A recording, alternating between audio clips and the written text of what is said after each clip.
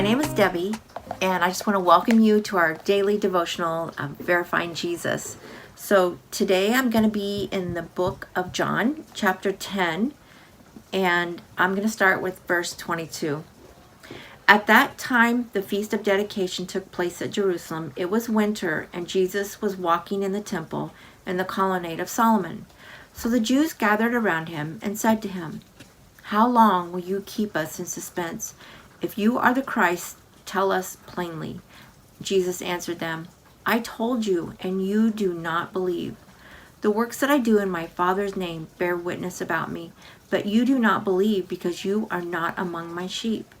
My sheep hear my voice, and I know them, and they follow me. I give them eternal life, and they will never perish, and no one will snatch them out of my hand. My Father, who has given them to me, is greater than all, and no one is able to snatch them out of the Father's hand. I and the Father are one." The Jews picked up stones again to stone him. Jesus answered them, "I have shown you many good works from the Father. For which of them are you going to stone me?" The Jews answered him, "It is not for a good work that we are going to stone you, but for blasphemy, because you, being a man, make yourself God." So I think one of the questions is, why were the Jews still asking Jesus if he was the Messiah? And I think the easy answer here is they didn't believe. They didn't believe. They didn't know the shepherd's voice, and because they were not part of the sheepfold yet. But I think also Jesus didn't meet their expectations. Jesus didn't meet their expectations of what a king would be. And so I think that because Jesus said, "I've told you and I've shown you, but you do not believe."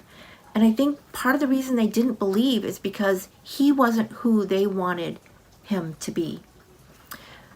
So that made me think about my life. Are there areas in my life that I'm having a hard time hearing the shepherd's voice because maybe it's not what I want to hear, or it's not meeting my expectations? And so immediately I start thinking about parenting. And one of the things, either being a parent or working with kids, sometimes they'll ask a question over and over and over. And you think in your mind, you're thinking, "I've already told you, I've shown you." But the reason they keep asking is because they're going to keep asking until they get the answer they want to hear.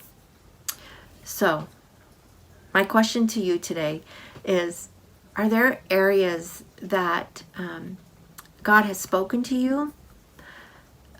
God has already shown you, but maybe you're not willing to accept that answer because it's not meeting your expectations. You know, one time I had to make a really life-changing, important decision, and the advice that was given to me was, listen for the shepherd's voice. Listen for his answer. And to be honest, in that moment, I thought, oh, how will I know?